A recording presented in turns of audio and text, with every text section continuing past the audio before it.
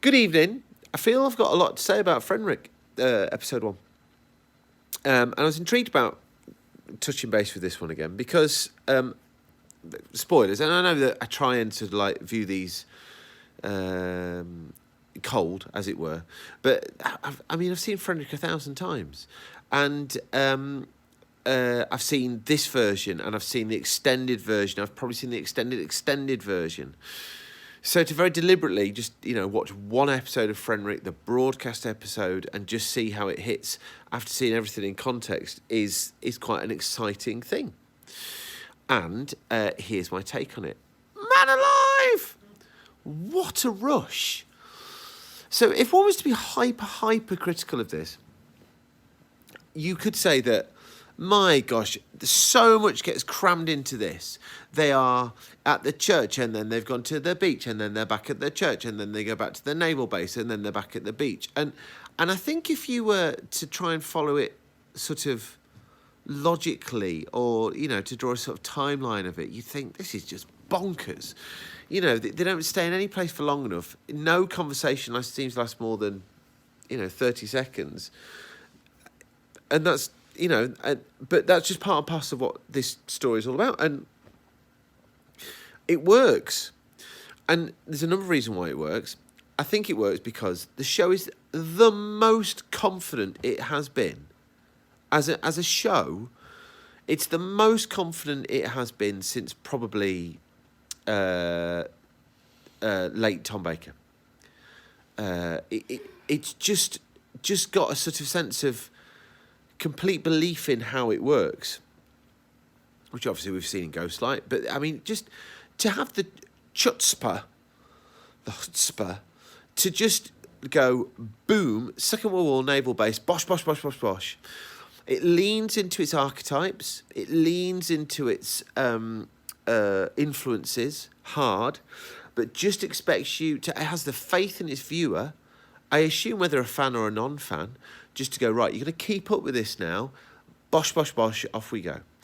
And we know that all the McCoy era overshot, and we know that there's been some drastic edits happening. And that could be the death knell for this, but it's not. It just hangs together just by its sheer sort of panache. It's almost abstract at times, in so much as you're almost getting like just the whole story spread across a canvas. We're under the boats and we're over the boats and we're next to the boats and there's a Viking ship and then somebody does a bit of narration over the top and then somebody gets killed and then we have... But the conventions of Doctor Who and that you're already getting a sense of what kind of world we're in and Second World War and stuff there, and you just go with it and it just works. The performances here are just there's not a moment out of place in terms of performances, and I've just said it to Lib, and I'll say it again, and to any of you, I don't know, I've always assumed that everybody who watches these is from the UK and is of somewhat a comparable age to me, apart from Stuart, who is significantly younger, young rascal. But Nicholas Parsons in this. Now, anybody who knows Nicholas Parsons is just like, what? You're Nicholas Parsons? But he's brilliant in this. He's just so perfect in this. My gosh. And then you get Millington and you get... I can't remember. What's the name of the guy in the code cracker dude? I can't remember. Starts with a J, I think.